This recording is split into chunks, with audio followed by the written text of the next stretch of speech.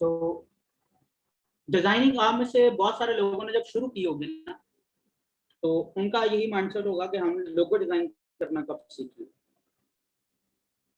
हम लोगों ने लोगो बनाना कब सीखना है, कब हमें लोगो बनाना आएगा। फिर हम फाइवर पे और किसी भी प्लेटफॉर्म पे जाएंगे तो वहां पे दो जी नोटों की बारिश होगी, हम पे डॉलर्स की बारिश होगी, क्योंकि लोगों में बड़ा स्कोप है, लोगों का बहुत काम है। तो वाकई हकीकत है, लोगों का बहुत काम है। लेकिन logo designing is not what you think और परसीव। तो आप सोचते हैं कि बस लोगो सबसे आसान काम है, क्योंकि इसमें बड़े ऑर्डर्स होते हैं, 200-400 ऑर्डर हैं फाइवर की पे या किसी प्लेटफॉर्म पे। तो लोगो डिजाइनिंग से पहले आपको कुछ चीजें समझनी होती हैं। वो कौन सी चीजें हैं? सबसे पहली बात यह है कि लोगो की इकसाम कौन सी होती हैं, लोगोस किस बेस पे चूज किए जाते हैं, उनके स्टेप्स क्या हैं, और कलर्स को कैसे इंप्लीमेंट करते हैं, और फिर उसको सोचते कैसे हैं। तो हम लोग शुरू करते हैं लोगोस की टाइप से। लोगोस की ये मेन इकसाम है। सिर्फ नाम देखने से आपको समझ नहीं आएगा कि बस आपने लिखा हुआ पढ़ लिया एब्स्ट्रैक्ट लोगो तो अच्छा बस ये ऐसे होता है। You need to learn the psychology behind these logos as well. अब कैसे एब्स्ट्रैक्ट मार्क लोगो से मुराद वो लोगोज होते हैं जो कि ज्योमेट्रिकल शेप्स पर बेस करते हैं।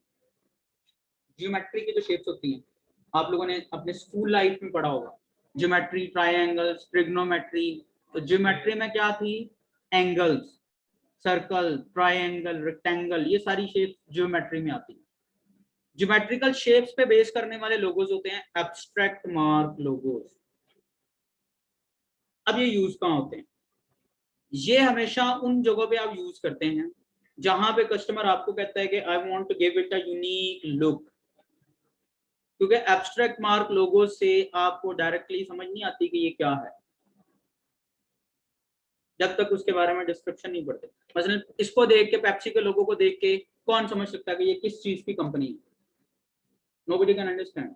हाँ, जिनको पता है कि ये पेप्सी का लोगो है, चूंकि पेप्सी एक ब्रांड है, तो इसलिए वो अच्छे से समझ जाते हैं। लेकिन टेक्निकली एब्स्ट्रैक्ट मार्क लोगोस को देख के आपको कुछ क्लियर नहीं होता कि ये क्या है, unless and until you read about it कि ये कंपनी किस चीज के बारे में। तो ये सिर्फ एक ही जगह पे यूज होता है जहाँ पे कस्टमर कहता है want to give it a unique look, बिल्कुल यूनिक चीज हो। जैसे नाइकी का लोगो है, it's an abstract mark, Nike. Then mascot logos हैं। तो मैस्कट लोगोज कौन से लोगोज होते हैं? वो लोगोज जिन लोगोज में कोई करेक्टर की लुक आपको नजर आए। वो ह्यूमन करेक्टर भी हो सकता है, वो एनिमल करेक्टर भी हो सकता है। मसलन इंसानी शक्ल का कार्टून भी हो सकता है, जानवर की शक्ल का कार्टून, परिंदे की शक्ल का कार्टून अगर होगा तो उसको कहेंगे मैस्कट लोगो। अब मैस्कट लोगो कब यूज होता है? ये हमेशा यूज होता है जब आपकी प्रोडक्ट्स हों किड्स प्रोडक्ट्स, यानी मोस्टली ये किड्स प्रोडक्ट्स में इस्तेमाल होता है। क्योंकि बच्चों को अगर आपने कुछ बेचना है तो उनके लेवल की चीज दिखेगी तो वो खरीदेंगे। मतलब बच्चे संजीदा चीजें नहीं बाय करते नॉर्मली। हम किड्स की बात कर रहे हैं, अंडर 10, अंडर 14। तो उनके लिए फिर आपको इस तरह के लोगोस बनाने होते हैं। यानी अगर कोई क्लाइंट आता है, वो आपको कहता है कि मेरी प्रोडक्ट जो है वो किड्स प्रोडक्ट्स है, मैंने टॉयज बेचने हैं, तो फिर आप क्या करेंगे? आप उसको नया बैच है ना, आखिरी रूम में चलेंगे सीधा, सीधी क्लास। इसके अलावा आजकल जो बहुत ज्यादा ट्रेंड है, क्योंकि आजकल ट्रेंड है डिजिटलाइजेशन का, तो यूट्यूब के चैनल जो खासतौर पे गेमिंग चैनल्स हैं, उनके लोगोस हैं ही मैस्कट लोगोस। गेमिंग चैनल्स हैं या यूट्यूब के जितने अब नए चैनल्स बन रहे हैं, जो लोग बड़े लेवल पे काम कर रहे हैं, बड़े सेटअप होते हैं, कैमरास, माइक शाइक, they get mascot logo for their channel. उसको चैनल आर्ट भी कहते हैं। तो यूट्यूब चैनल में इस्तेमाल और किड्स प्रोडक्ट्स में इसका यूज होता है। सीरियस मैटर्स में आप ये मैस्कट लोगो इस्तेमाल नहीं करते, सीरियस प्रोडक्ट्स में। देन आता है कॉम्बिनेशन मार्क। तो कॉम्बिनेशन मार्क लोगोस वो होते हैं, वो लोगो जिसके अंदर प्रोडक्ट की तस्वीर भी नजर आए और कंपनी का नाम भी लिखा हुआ नजर आए, उसको कहते हैं कॉम्बिनेशन मार्क। मसलन ये बर्गर किंग है।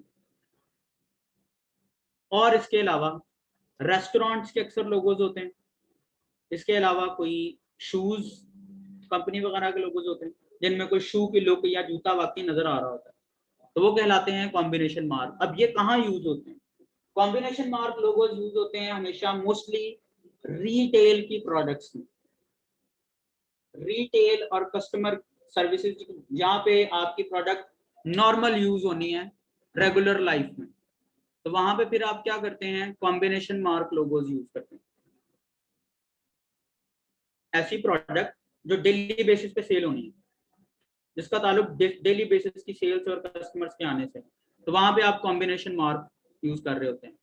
इसके नीचे आता है एम्बलम लोगो।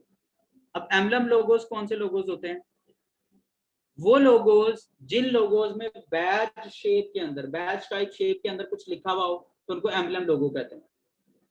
ये जो साइड पे बने हुए हैं, चाहे वो गंदम है या जो भी है, बीट है, कोई भी पौधा, ये नेसेसरली इंपॉर्टेंट नहीं है, लेकिन बैच टाइप शेप के अंदर जब कुछ लिखा हो तो उसको कहते हैं एम्बलम लोगो। और ये कहाँ यूज होते हैं, ये मोस्टली दो जगहों पे यूज होते हैं। नंबर 1 एजुकेशनल इंस्टीट्यूट्स में, और नंबर 2 गवर्नमेंट इदारों में। इसके अलावा ये कहीं यूज नहीं होते, यानी या तो कॉलेज यूनिवर्सिटी मदरसा इनके लोगो होंगे एम्बलम, या फिर जो गवर्नमेंट के इदारे होते हैं, डिपार्टमेंट्स गवर्नमेंट के, उनके लोगो एम्बलम लोगो होते हैं मोस्टली, तो इसका इस्तेमाल यहीं तक है। देन आते हैं वर्ड मार्क लोगोस और